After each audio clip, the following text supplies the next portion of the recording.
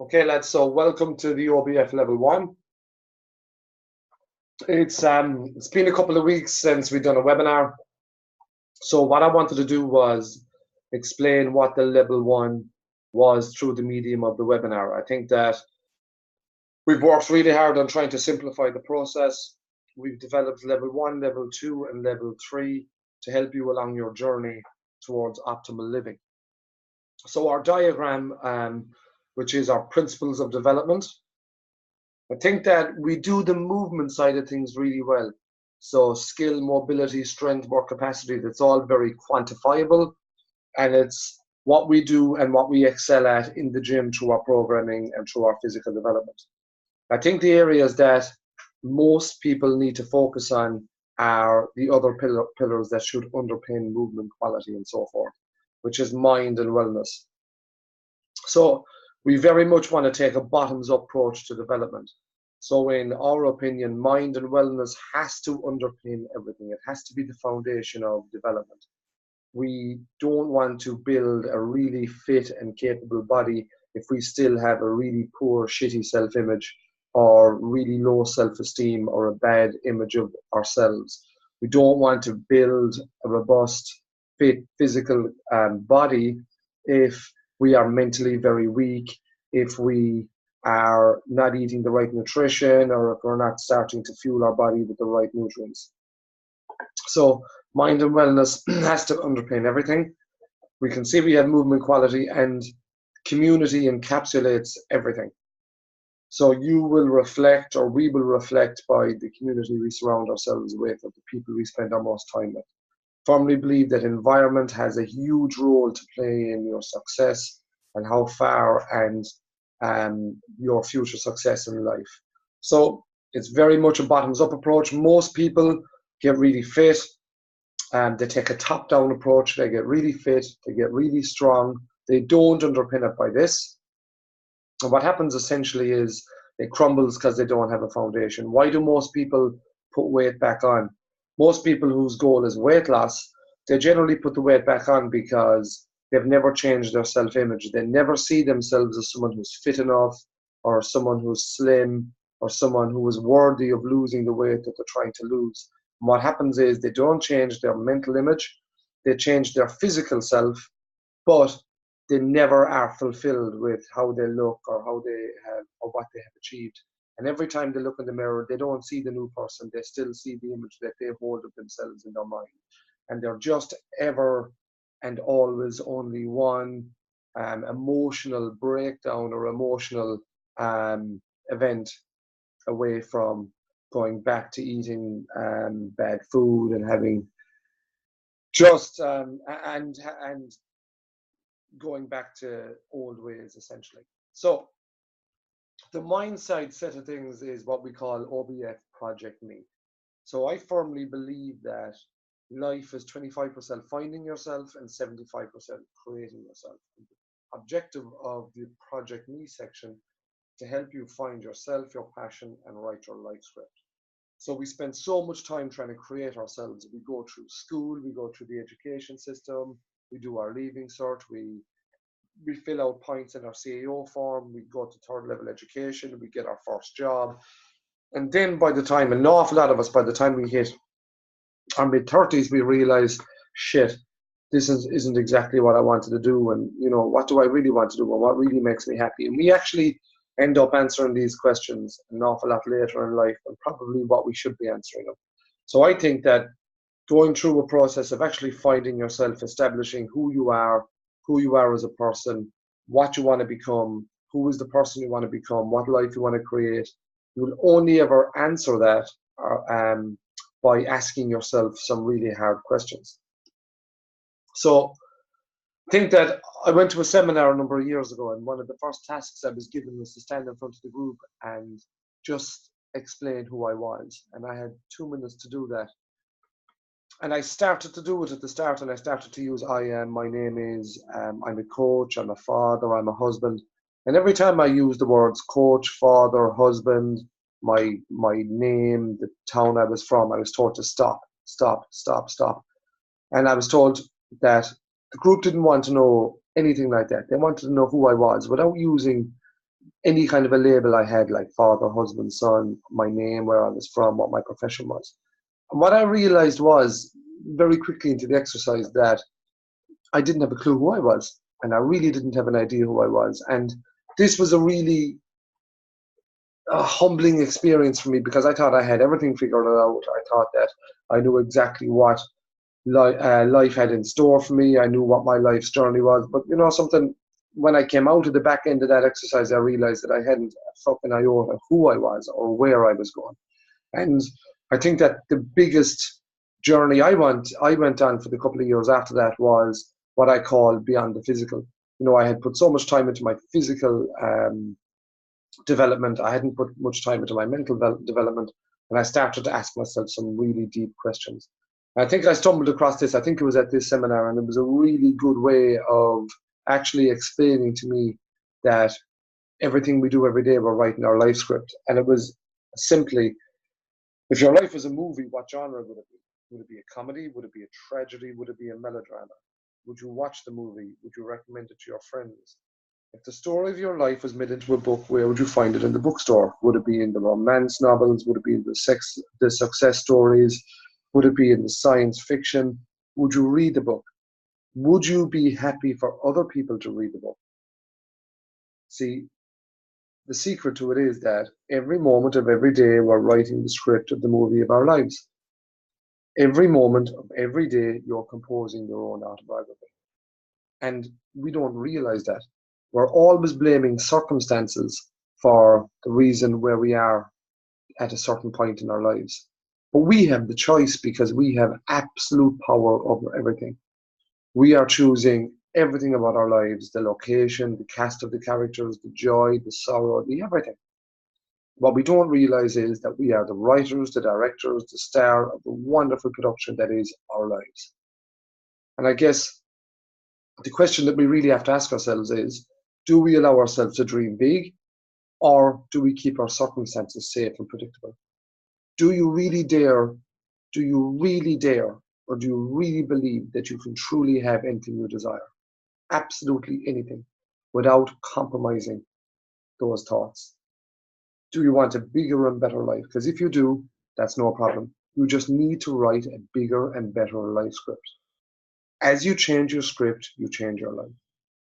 There's an old saying that I heard, I think it was Martin Looney, who once said, act like what you want to become, and you will become what you act.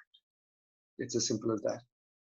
If you act tired, you're going to become tired. If you're doing a training session, and if everyone around you in that room is acting like they're not tired, and you start acting like you're not tired, you won't be tired.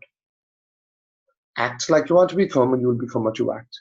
If you decide tomorrow morning that you're going to act like the most knowledgeable person, like you're going to act like you're fit and healthy and slim and happy, and every one of your choices every day start to reflect those actions, then you will become healthy and fit and strong and whatever else you want to bring into your life. The hardest part for me on this journey was knowing where to begin.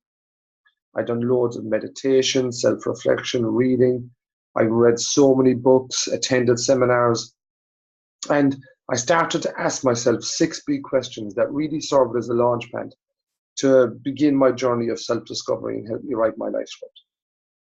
These don't necessarily have to be your questions, but these are the questions that really, truly helped me along the way to write my life script. So, question one was, what and who would you be if you knew you couldn't fail? See, the thing about life is the risk of failure terrifies most people. Like, how many times do people use this slogan, right? How many times have you heard this? When I go to college, I'm going to do. And then when they go to college, they say, when I finish college, I'm going to do such and such.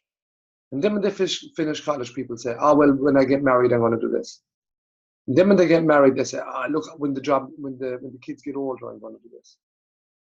And then when the kids get older, they say, oh no, look, when I retire, I'm going to do this. And the real tragedy of life is people put off living because they really fear failure. And that's why I think that taking on challenges like juggling and handstands and so forth, it's not about the physical ability to do the movement. That's only part of it. It's the mental shift that happens when you learn how to juggle, because you're starting to deal with being a fucking beginner, picking the balls off the ground and going again. You're starting to deal with failure. And so why do people avoid juggling? They avoid juggling because they do not want to put the time into something because they know they're going to be shit at it to start.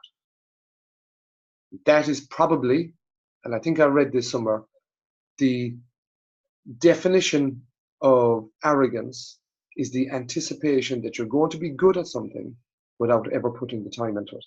That's the true definition of arrogance. And this question is, if you were 100% certain that you couldn't fail, what would you be? 100% certain. Question number 2. What are your core personal values? That was probably the biggest turnaround for me, was defining my core personal values. Because once I became a values-based person, I became a values-based coach. And that's when things started to change for me, because especially in this industry, the fitness industry, which I find totally distasteful and probably does more damage to good for motivated people who are trying to make a really good effort to change their lives. If you stand for nothing, you'll fall for everything, because there are so many new fads and gimmicks and marketing advertisements, not just for people on the ground, but also for coaches. So many coaches leave college with a fitness degree or a fitness qualification, totally fucking confused, thinking, where do I go now? And what happens is they fall into the latest fitness trend, whether it be fucking CrossFit, whether it be Zumba, whether it be kettlebells, whether it be spinning, whatever it is, and they jump on that bandwagon because they think, right, this is popular, and this is what people want. And they start serving people serving the industry based on how they can make money to start with. And of course, that's only a natural thing for most coaches, because you've just invested an awful lot of money in your education and you need to see a return on your investment. However, when you step back and you say, well, this is what I believe in. This is what I believe in. And you have to define your core personal values for you to define what you believe in as a coach and as a person. It's really that simple, because your personal values are the things you believe are important in the way you live. They give you a reference for what's good, what's beneficial, what's important, what's useful, what's desirable, and what's constructive.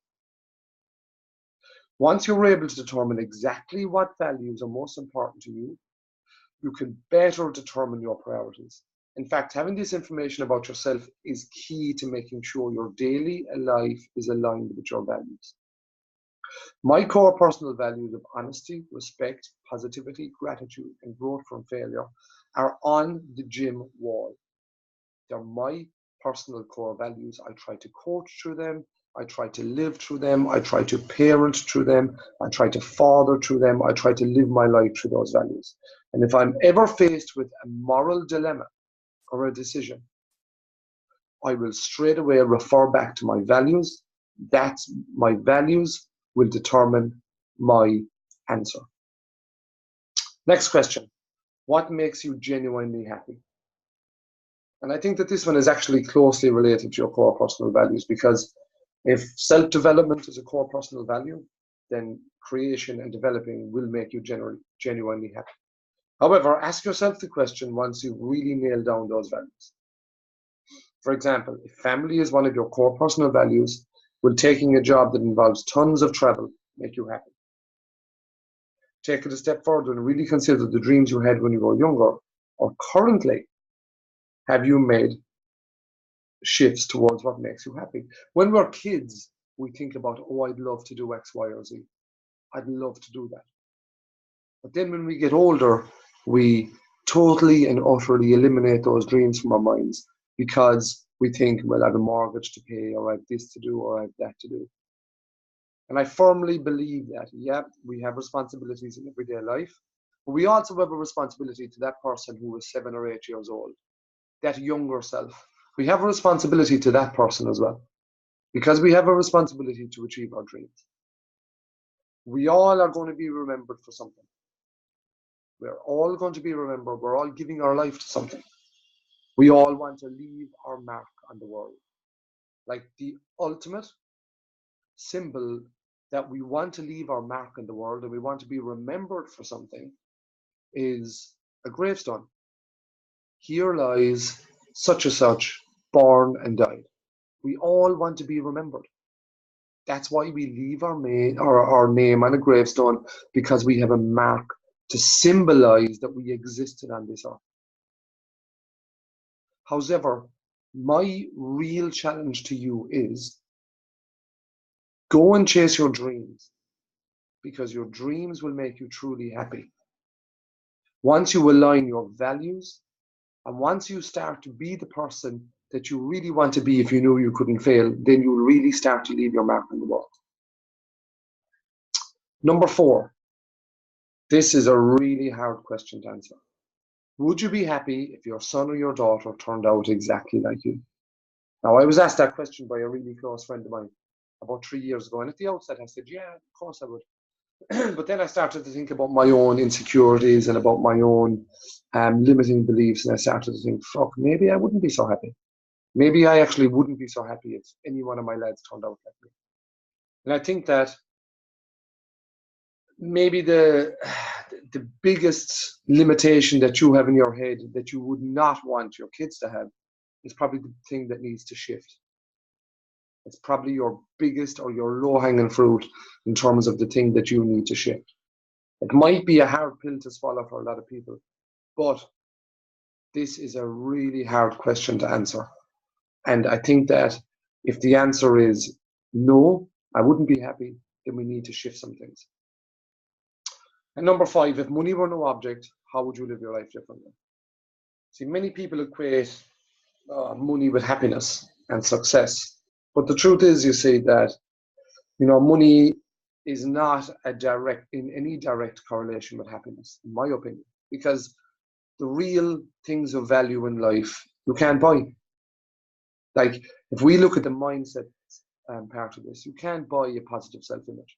You can buy all the dresses in the world, you can buy all the makeup, you can buy all the new clothes, you can buy the fancy car, you can buy the new fucking iPhone, you can buy all these things. But at the end of the day, when you look in the mirror, are you really, really, really, truly happy with who you are naked without those things? Or are they just another form of instant gratification to make you feel good about yourself for that period of time? You see, the thing about it is, we think that buying all these materialistic things will make us happy or make us feel good, and they do for a very small period of time. They drive that instant gratification. But really and truly, instant gratification has left the whole world feeling like shit. This quest to accumulate more and more stuff so that we feel good about ourselves. If you had nothing, how would you feel? Even when we look at the wellness side of things, money can't buy health. You can't buy it.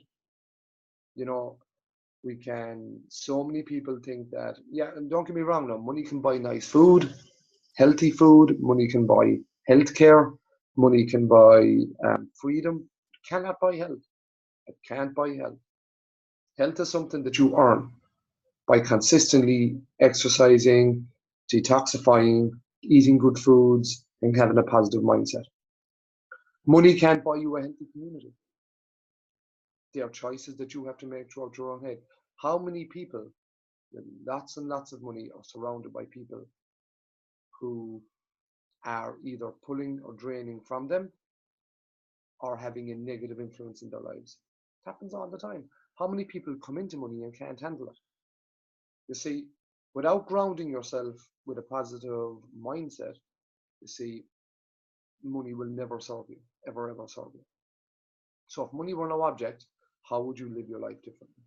I think that once you have an answer to all these questions, okay, from that, you can start to develop your life script. Now, this won't happen the first time you do it. It takes effort. I have no problem with sharing my life script. I've got it written down at the bottom of the screen. I'm healthy, happy, and strong. I live each day in my life according to my core personal values of honesty, self-responsibility, positivity, self-development, and respect. I am devoting my life to creation. I am an inspiration for those who seek, and they respect me. Everyone else doesn't matter. My life is fulfilled when I'm looking forward and growing. If money were no object, I'd be doing what I'm doing now. My daily decisions and actions reinforce my desires to be healthy, happy, and strong, and I will never settle for anything less than I can be. And you may notice in my life script, I don't use the words father, husband, coach, my job, my name, nothing. That's me. That's who I am beyond all those labels, because we are infinitely more powerful than our name. We are infinitely more powerful than even one cell of our body is more powerful than the most powerful computer in the world. But you can only ever bring that power to light when you really know who you are as a person and what your goals are. So level one is we answer those questions on a daily basis and we spend time writing our life script. It's a process and it's an evolving process. It's not something that will happen overnight. It's not something that you will get first time. It's something that you really have to spend time on. And our suggestion is to do this over a 21-day period. Day one, answer question one. Day two, answer question two. Day three, answer question three. The whole way to day 6. You've answered every question for the first 5 days. Day 6, make your first attempt at writing your life script. Day 7, at the end of the week, just reflect. Just reflect on it. Then repeat that process for the next 7 days and repeat it again for the next 7 days, answering every question the very same way. So that'll give you 21 days of answering, reflecting, and answering again. And out of those 21 days, you will have a really good life script. It will take 5 to 10 minutes a day in terms of the time investment, but that investment will be the best investment you will ever make in your life. So moving off the mind, we move into wellness. So we're going to look at nutrition level 1. So from the outset, and we're not going to get too deep on this, okay? Our philosophy around nutrition is very simple. If you can hunt it, pick it, grow it, or fish it, you can eat it. The main goal of nutrition is just to eat real food. If we could go back to eating what our ancestors ate, we would have a much healthier society and a much healthier species. So what I've done is I have 5 commandments of nutrition from a level 1. Okay? So commandment number 1 is create awareness. What is advertised as healthy is not always healthy. So we have to shift our thinking on nutrition. So we can see in this graphic here to the right, how we think about food will have a massive impact on our choices. So awareness means that we know that most messaging, most advertising, most of the images that are pushed out to us are pushing us in the wrong direction and are pushing us towards making choices that are not exactly conducive to optimal living. When it comes to processed foods, there's money in processed foods. When it comes to real food, there's only so much that you can push down the price of egg production. There's only so much you can push down the price of beef production. But when it comes to processed foods, you can make a lot of donuts, you can make a lot of ice cream and drive down the production of ice cream and sell it cheaper. And there's an awful lot more money in that. So once we have the awareness that not always, like that advertising comes to us at times that we're highly suggestible and we're highly influenced. For example, I watched the Champions League final on last Saturday night, and the 4 advertisements throughout the ads, okay, at halftime of the match, 1 was for Carlsberg, 1 was for Pepsi, and 2 were for gambling. And once we know that those ads came where people were emotionally invested in the match, where people were very subjective to making choices like that, that's not done by accident. That doesn't fucking happen by accident. That happens for a reason. You know, Red Bull sponsor athletics, you know, McDonald's sponsor sporting events, Coca-Cola sponsor sporting events, Pepsi sponsored the Champions League. You know, that a lot of these big companies align themselves with sports stars and sports events, and that's not that they do that because they're looking for a positive image to be portrayed around health and around sport and around their brand. But their brands are anything but healthy, anything but positive, and anything but desirable for the evolution of our species. They have actually played a really, really, really strong part of the de-evolution of our people. And if we think that the top sports people really consume that food, or definitely have that as their staples of their diet, we are sadly misinformed, and we are very, very much being pulled down the wrong path. So moving down to this graphic, it's amazing what society sees as acceptable. We see here we have the lad sitting down on the sofa with Coca-Cola, with a McDonald's, and with loads of prescription drugs in the ground, and he's calling the fella with a cannabis plant a fucking drug addict. The truth of it is that, you know, most of what we're eating are far worse drugs than anything that grows, you know, and from a pharmaceutical standpoint, and even from a nutritional standpoint as well. So we have to shift our thinking. One of the biggest oppressors in modern society is the images that we're bombarded with through media, advertising, popular opinion. Educate yourself. Challenge the popular culture. Just look around you. The norm isn't working. Generally speaking, if you're moving in the same direction as the crowd, you're moving in the wrong direction, because the crowd, just look around you, the crowd isn't moving in the right direction. So just creating that awareness is number one. Okay. So number two is to eat real food. That's so important. If you can hunt it, pick it, grow it, or fish it, you can eat it. If you're reading what's on a label, then it's not real food. So no refined, or as Western A. Price refer them as denatured foods. So what we want to avoid is refined sugar, high fructose corn syrups, white flour, which unfortunately makes the base for the food pyramid, which is ridiculous, refined vegetable oils, additives. There are thousands of additives in our foods, and processed meats. And let's call a spade, okay? This kind of food tastes fucking good. And it does.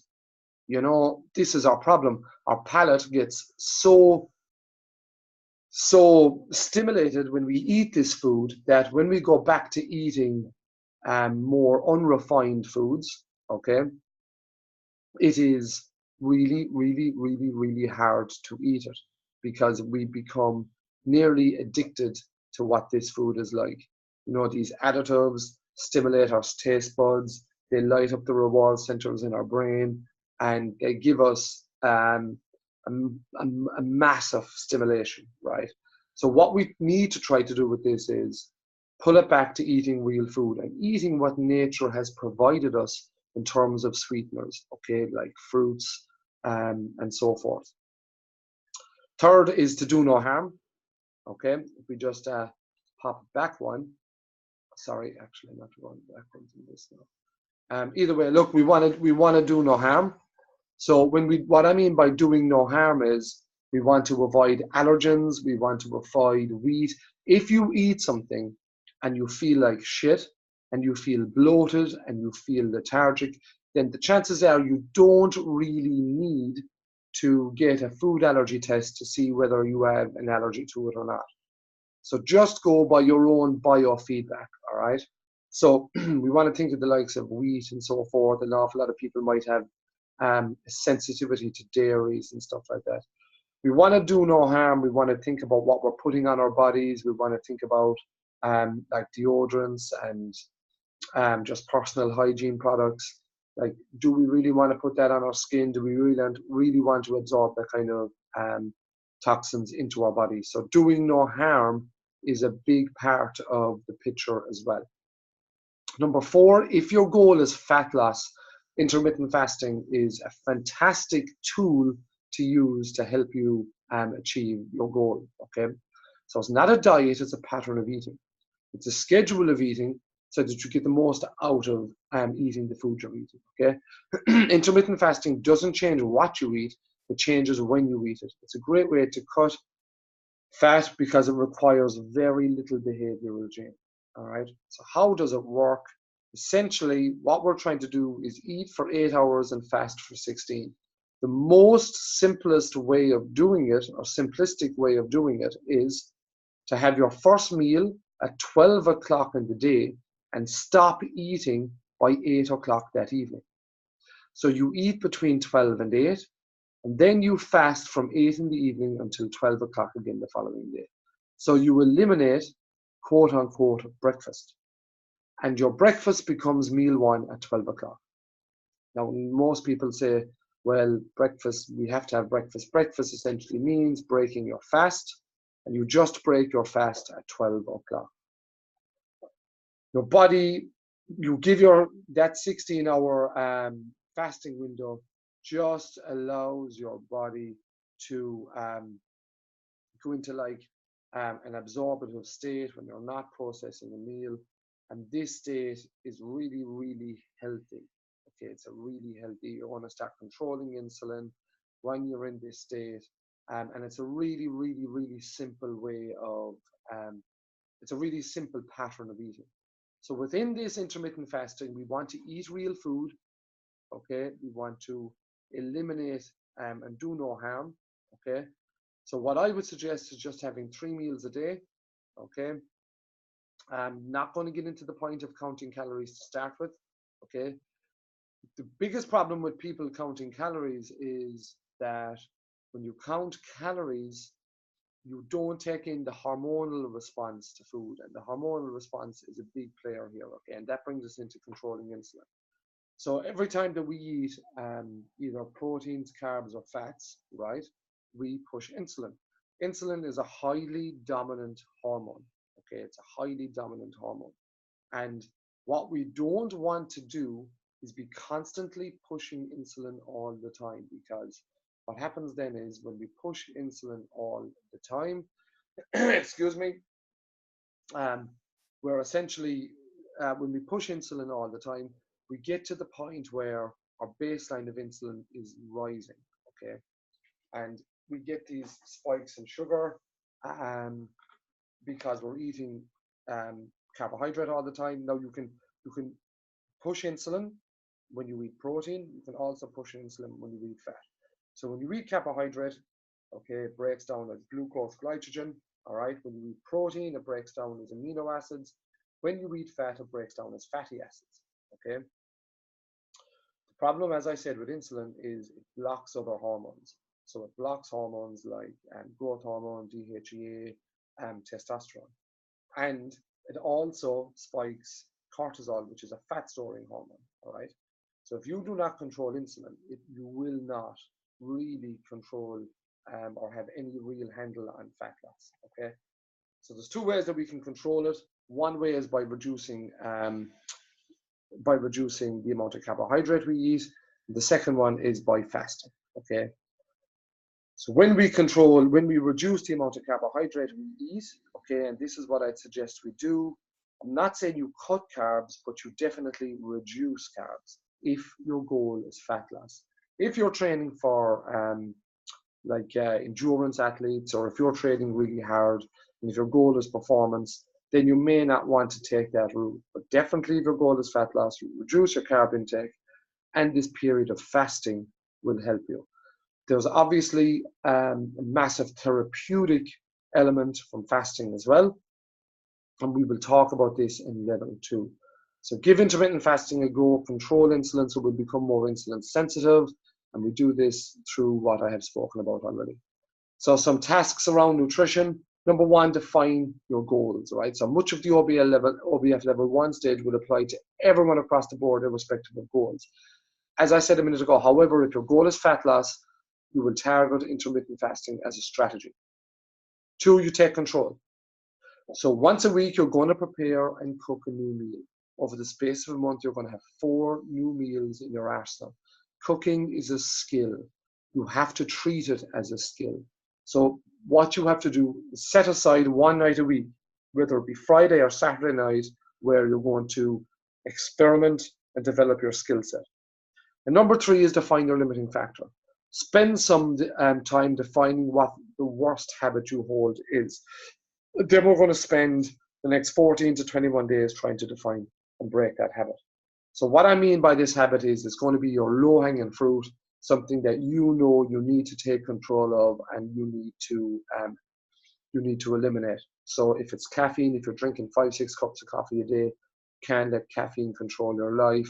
If it's having refined sugar in your food, if it's snacking late at night, no matter what it is, just pick one. Don't pick more than one. Just pick one. We're going to work on that for the next 14 to 21 days. We're going to eliminate that, and then from using the compound effect, we're going to take another one the next time. So there we have it. That's OBF level 1. Okay. We have our cards to support this. So the cards are in the gym.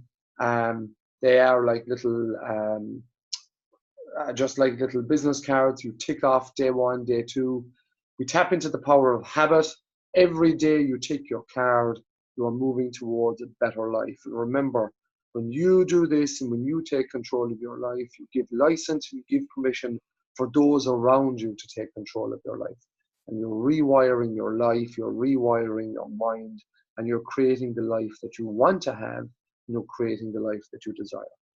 Okay, so thanks lads, that's OBF level 1, and I hope you find this useful, and we will re-check in on this in a couple of weeks.